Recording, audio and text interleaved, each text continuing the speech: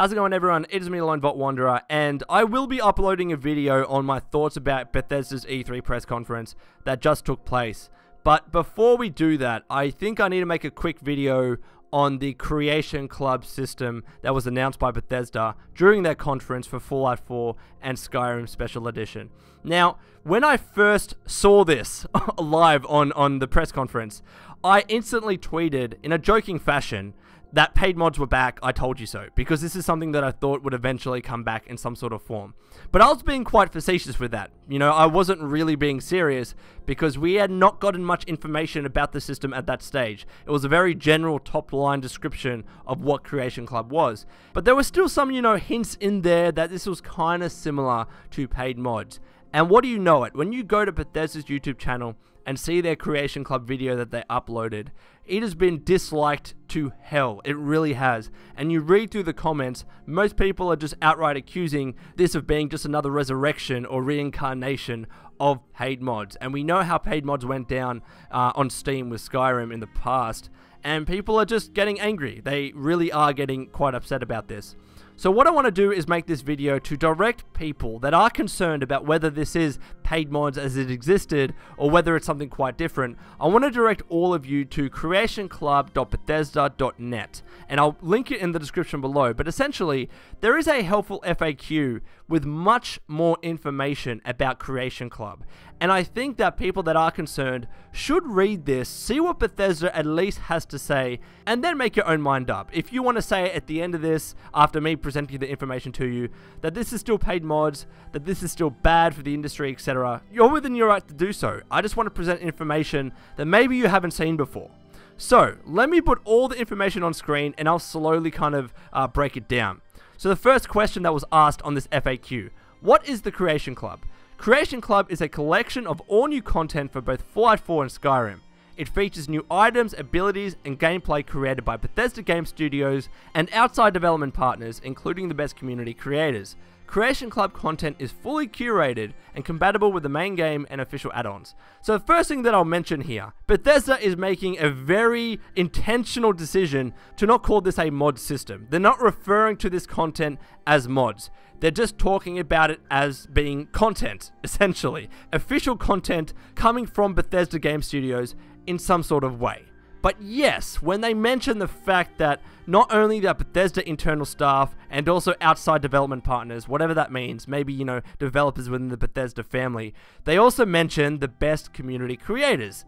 Again, they don't call them modders here, they call them community creators, but we know them to be modders. These will be people traditionally called as modders within the community, within the Bethesda, Fallout, Elder Scrolls community, right? So how do you get Creation Club content? Creation Club is available via in-game digital marketplaces in both Fallout 4 and Skyrim Special Edition, and purchased with credits. Credits are available for purchase on PSN, Xbox Live, and Steam. Your credits are transferable and can be used in both games on the same platform.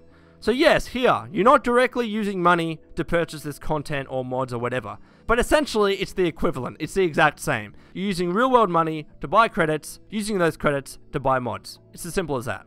Now, in that sense, I can see why people call it paid mods, because at least where the content is, you know, completely created by a modder or a community creator, even though it is curated by BGS, and I'll get to that, it's still created by a modder, and you're still paying for it with real world money. So there is an essence of paid mods, you know, as we saw it back in the day after they removed it. I think it was like after a week or within a week on Steam for Elder Scrolls, but it's not exactly the same, and I'll get to that. So if I'm accepted to be a creator, what can I create and what is the dev process? Creators are required to submit documentation pitches which go through an approval process. All content must be new and original. Once a concept is approved, a development schedule with alpha, beta, and release milestones is created. Creations go through our full development pipeline, which creators participate in. Bethesda Game Studios developers work with creators to iterate and polish their work along with full QA cycles. The content is fully localized as well. This ensures compatibility with the original game, official add-ons, and achievements. So this is another big point, right?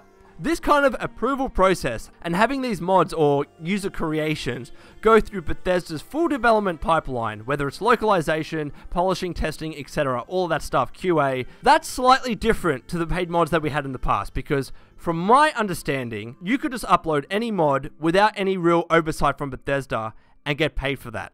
I can't remember if you had to be authorized by Bethesda or if you had to be accepted to be part of that paid mod system, but nevertheless, either way, I don't think there was that kind of approval process where every single mod went through this kind of localization, testing, QA, etc.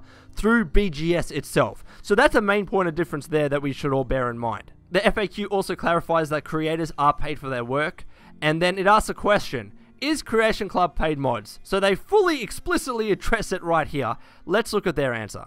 Mods were made a free and open system where anyone can create and share what they like. So at this point, I do want to stop and say it seems like Creation Club and mods as they exist right now are two very different systems. Before, the paid mod system and the free mod system were so kind of intertwined because some mods were being removed from the free mod system and being put onto the paid mod system. Some were the same mods but upgraded and you could pay for them, etc. It seems like these are completely different systems, and also as well, because Creation Club stands on its own, we still have free mods as they exist right now, and that won't be touched. Now, will those mods in some way be affected because, for example, mod creators that traditionally create free mods become an official content creator with Bethesda and start to make paid mods through the Creation Club, and we no longer get that creator's future mods for free? Yeah, that could probably happen. But the point is, the systems are still very separate. Continuing. Also, we won't allow any existing mods to be retrofitted into Creation Club.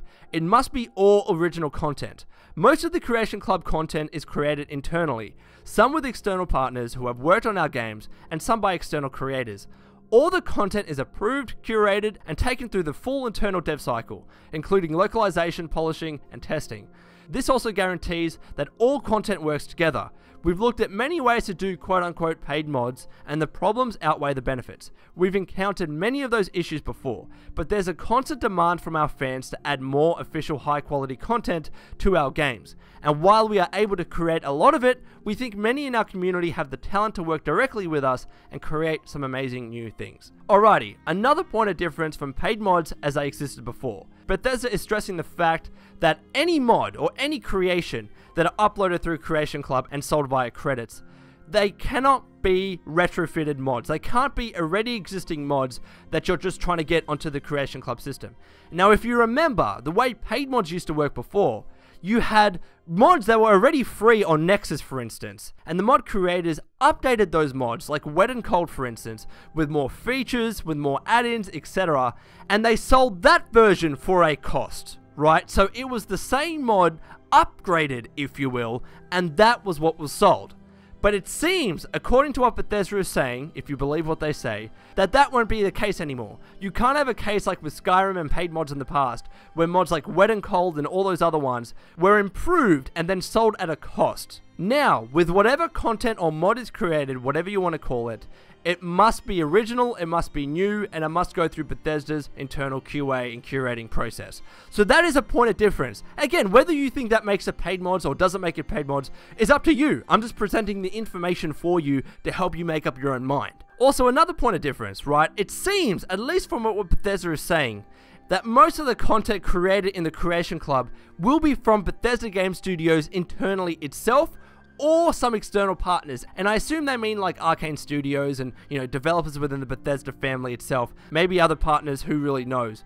But it seems, again, if you believe what they're saying, that the majority of the content through Creation Club is not actually going to be community created, is not going to be by traditional modders. Now, mind you, that could very well change. Let's say the system does very well, and there are more and more modders out there, and eventually BGS stops making Creation Club content for 4i4 and for Skyrim because they're busy with other stuff, then it might be the case eventually that most of the content is actually created by external creators or traditional modders. But that's something that you need to bear in mind and accept and realize. So, after going through all this information, I'm genuinely curious, what do you think about this system? Do you think this is good? Do you think this is bad? How do you think this compares to the previous system that we had with paid mods? Do you think that this is still a paid mod system fundamentally and therefore it is bad? Do you think that this is still a kind of offshoot of paid mods but that it's good? Yeah, I really want to try and get a diverse range of answers here, because what I see at least, right, is that I can understand if someone were to call this paid mods, because technically when you use real money to buy credits and some of that content is created by people within the community, then technically I can understand why someone would call that paid mods, right? But when you compare this to the paid mod system that existed before, it's certainly not the same, especially because of this curation and approval process that must take place. So again, let me know your thoughts in the comments below. I hope this video has been helpful and as neutral and unbiased as possible. This has been the Lone Vault Wanderer. Please take care of yourself, and would you kindly keep fighting the good fight.